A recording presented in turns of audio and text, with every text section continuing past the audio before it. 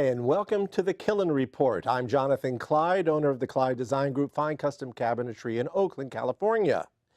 We've got a wonderful program for you today. It's my great pleasure once again to have the opportunity to speak with Michael Killen, head of Killen Associates, and he has also created a national and international reputation as a fine artist who deals in very complex social issues and puts a great emotional spin on it.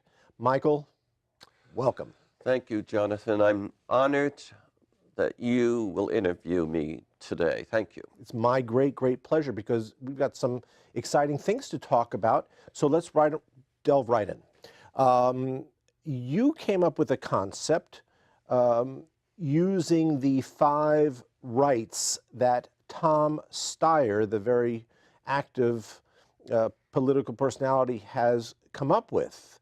And you're going to be painting large-scale paintings, is my understanding, of those rights. And for those people that don't know what those rights are, I do want to articulate them because they're fairly basic and fairly transparent. Sure. Before we articulate them, I want to say I have not made a commitment to interpret them, but I might.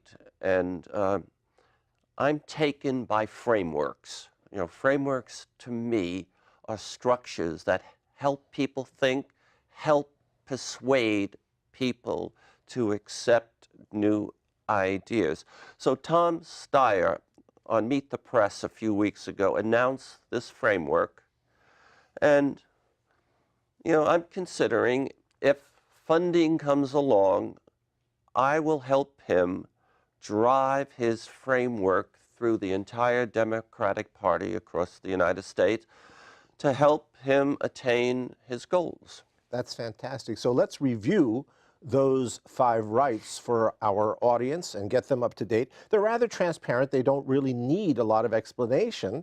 They are the right to an equal vote, and the right to clean air and water, the right to learn, the right to a living wage, and the right to health.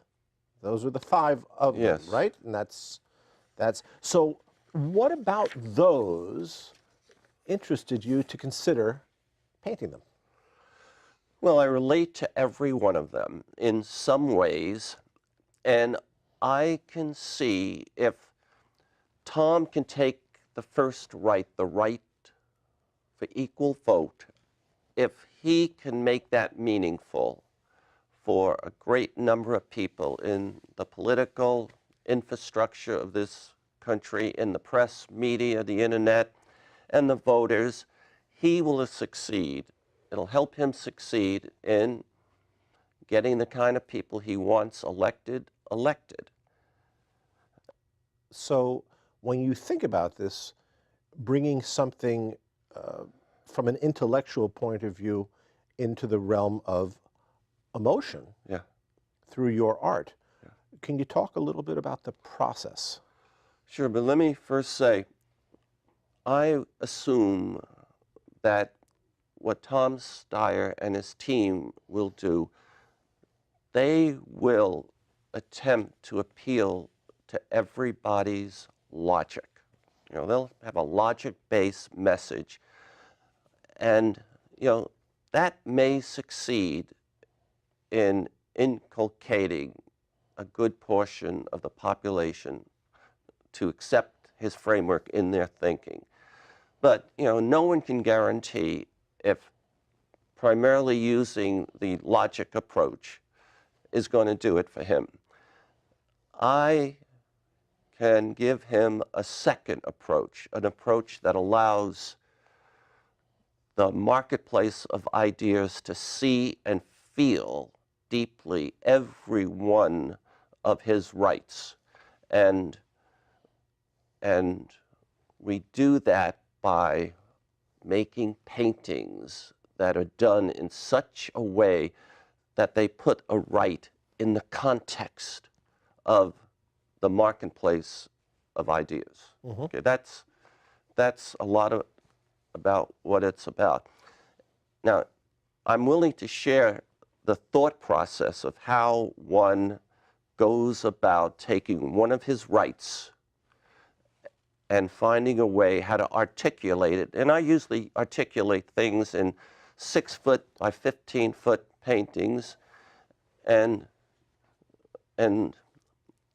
we don't think in terms of art shows all around the place. We think in terms of making images and then releasing it to the press, releasing it to television, releasing it to radio, and the internet in the form of podcasts. So we think in terms of millions of images being broadcast all over the world. Now, the thinking process of this is to take a look at each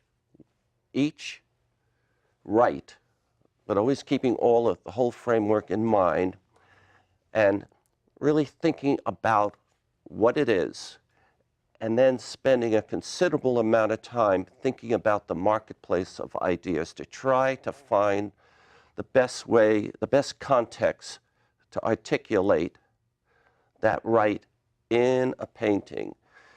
And then, before I even start a painting, I try to reach into some other place like great literature or history, science, mythology, management science, computer, whatever it is. I look into some other field and I'm searching for something that I can use that will really help pull the public into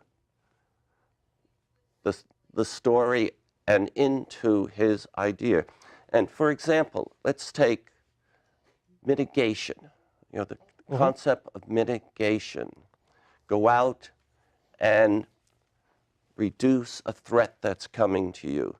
So in another painting that I made related to the state of California, I identified Don Quixote for mitigation. And for other paintings, I have reached into mathematics and grabbed the infinity sign and made a gigantic painting called Resilience of America. And I used that infinity sign. It was a 24-foot painting, and I used the infinity sign to help tell the story and to help persuade people to think. So let me ask you, what fundamental approach of persuasion, let's say, do you think that Mr. Steyer will bet heavily on to begin inculcating his framework? Okay, well, he's a highly educated man, and he knows I am talking about Aristotle's 3 approaches to persuasion. And he'll do one, the appeal to people's logic, okay? And that's fine. I will appeal to people's emotions.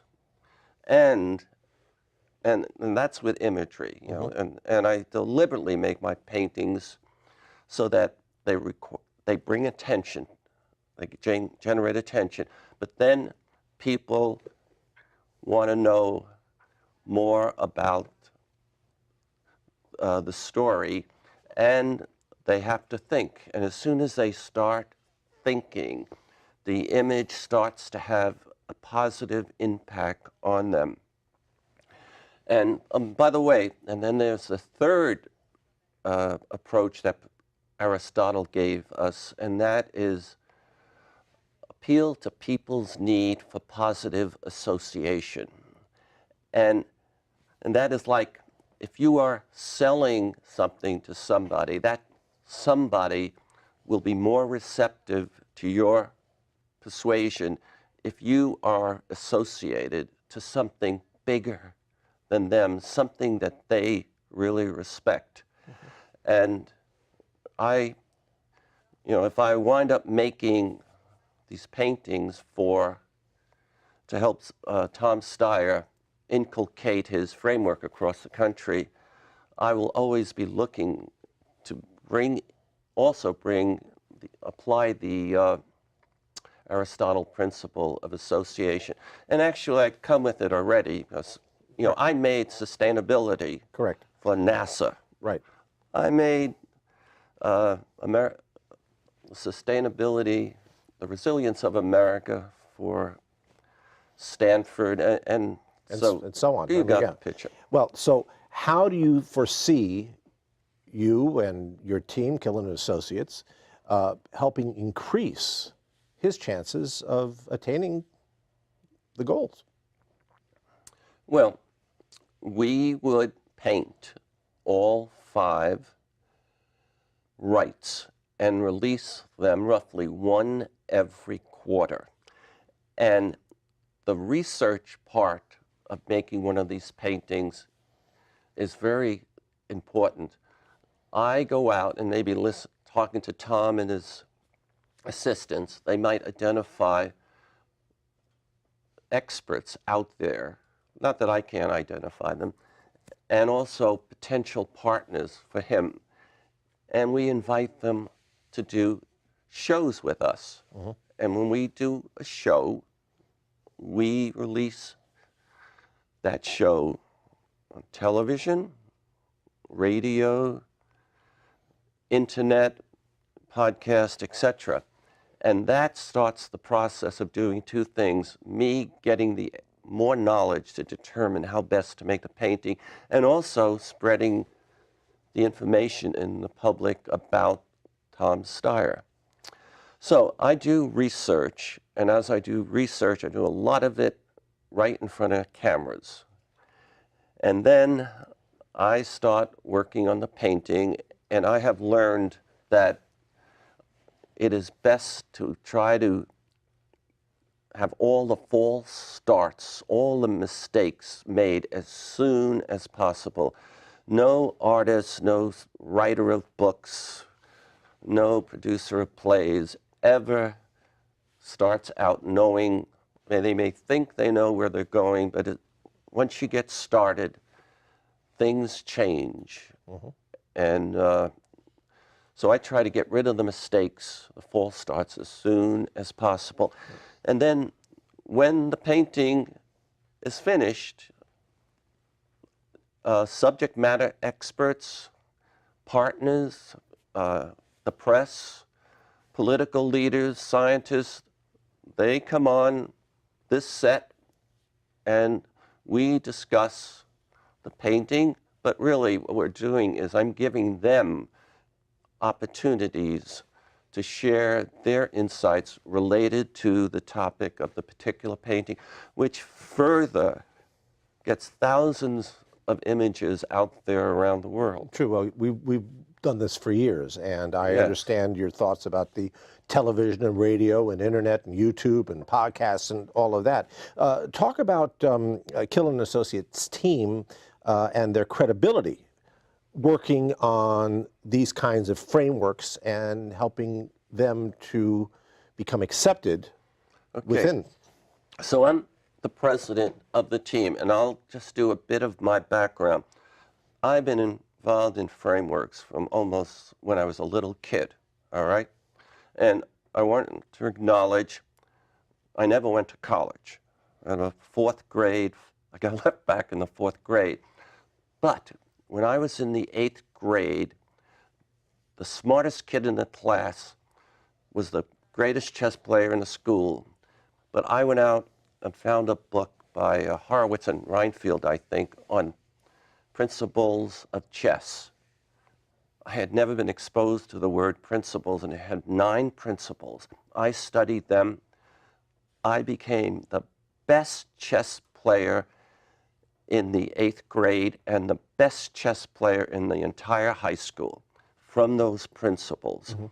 And later in life, maybe 5 years after high school, those principles helped me become appointed the Director of Education of Wang Laboratories, a NASA-listed company, national sales organization. That was 5 years after high school, but it's those principles that helped me get forward. But then, a few years later, not many, Dr. Wang made me his special assistant for special projects. And he would come to me with challenges like, give me ideas no one else would think about on this topic. And I wanted to perform. And I used those principles, and I decided those principles were not good enough. So I developed my own management methodology for how to think clearly and to develop the best action in any situation. That was a framework, okay? And then later on in life, working with IBM, they released a framework for something called systems application architecture. We're dealing here with extremely complex architectures, maybe 5 different architectures, and it was a goal to develop standards across every one of the 7 layers of computing and to make all of it work together. Hardly any IBM executive could articulate that framework easily. You know, it takes paragraphs. I decided I would help IBM articulate their systems application architecture, SAA. I had to write a book about it. So that's, and then we have one other where you've taken part, and so has a lot of other people. You know, we just finished, or we will finish in 1 month, helping the state of California articulate its California Climate Change Plan. Mm-hmm. And this one we've done with television, with radio, and I have made 8 major paintings, one for each of the 8 goals of the framework, of 6 goals of the framework. That's that's great. And you had mentioned that those paintings, like the ones you would consider doing for the 5 rights, are 6 by 15 approximately, and that's a really ambitious project to do 5 of those. So, what are you foreseeing with regard to funding for that? Okay, before I answer that, I do want to say something about the team. The team I have, which has been helping, it's you. You are a talk show host who does a lot of the shows related to us. And the director of this show is Asia Dubarenka. She is a member of the team. And then I think you're going to interview in your next show 2 scientists, mm-hmm. Dr. Alex Canara, who is a world expert on nuclear energy in the oceans and a few other things. And then there's Ripu Malhotra, who is a former SRI scientist, and he's a fellow of this, a fellow of that. You know, these are just a couple of the people who are part of the team that I've been working with and been working with me for years now. And I get to call on all these folks, and they advise me and give me analysis and do other things and make shows, and so there's a great team. So talk about the funding in the bit of time we have left. This is a big project. It's a 2-year project. I would need to scale up. I would need to have money. Mm-hmm. And by when? I don't want to. By when? Yeah, by when? Well, I would say February, because sometime in February, because I will finish, or we will finish the California Climate Plan framework in February. February the 16th will be the showing of what some people call the Stanford painting, but I wish I could remember the title. What is the title? What?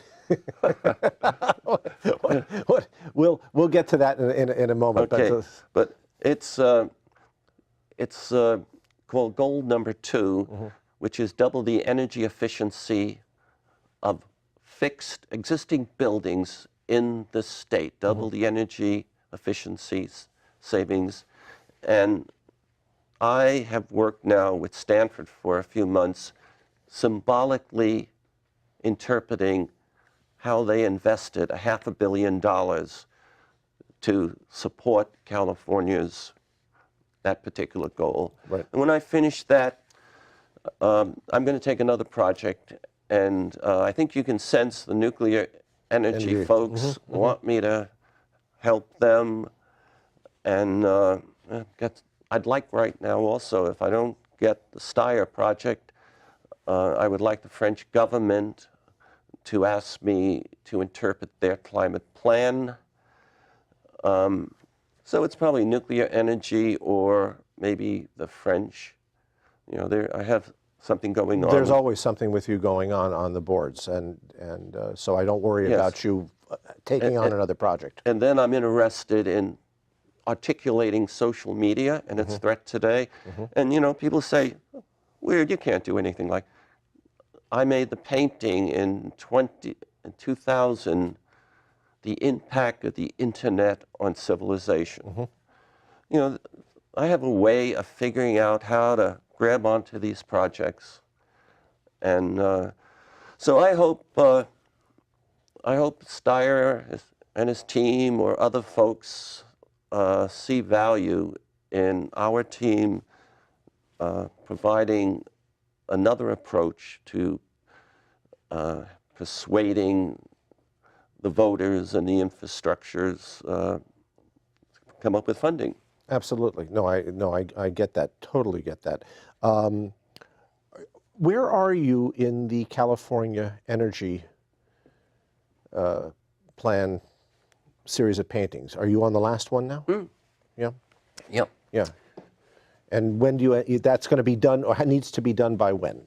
Well, it's scheduled to be shown for the first time for about 5 days at Art Ventures Gallery in Menlo Park, and for about 5 days.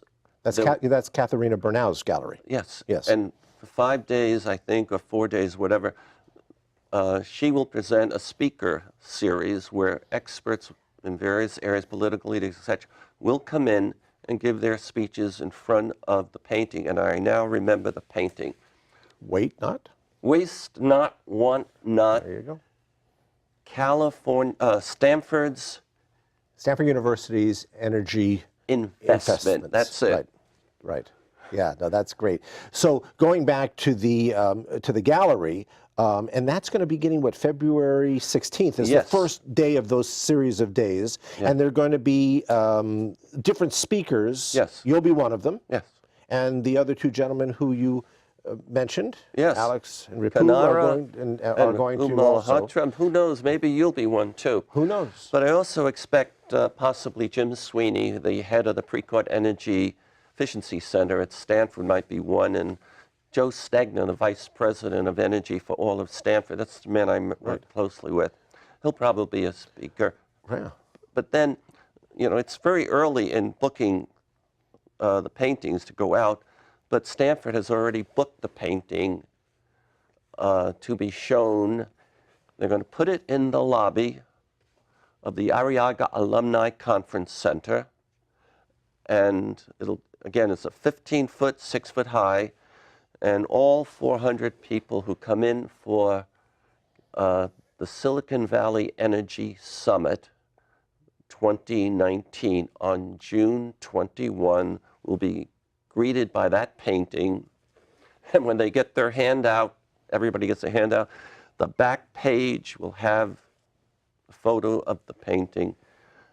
And in terms of credibility and association, this will be the 8th year in a row Stanford has put 3 of my gigantic paintings on display at the Arriaga Alumni Silicon Valley, and one in the lobby, one where you check in, and they always put another one somewhere else. Right, and these are the full 6x15s.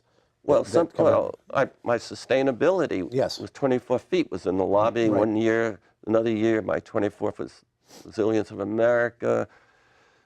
my Water Everywhere, Not a Drop to Drink, my Gone with the Wind is the Electric Grid, my Safeguard California.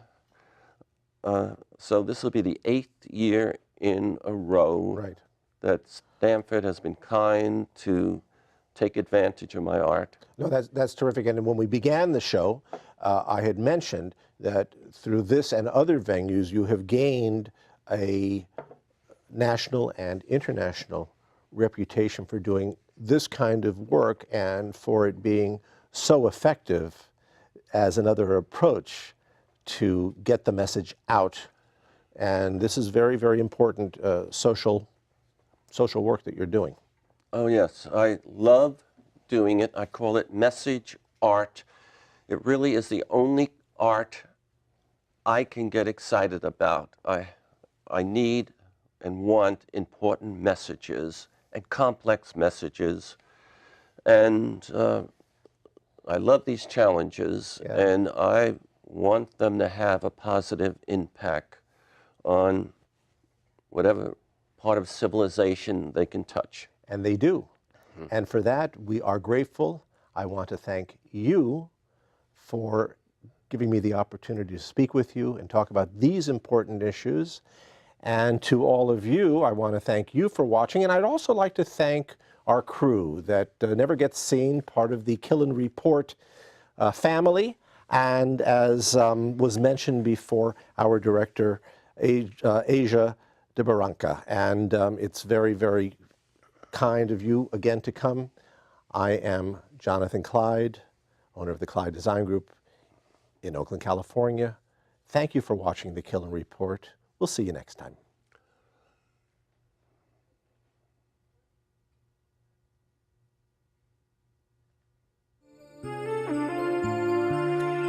Thank you very much. Thank you.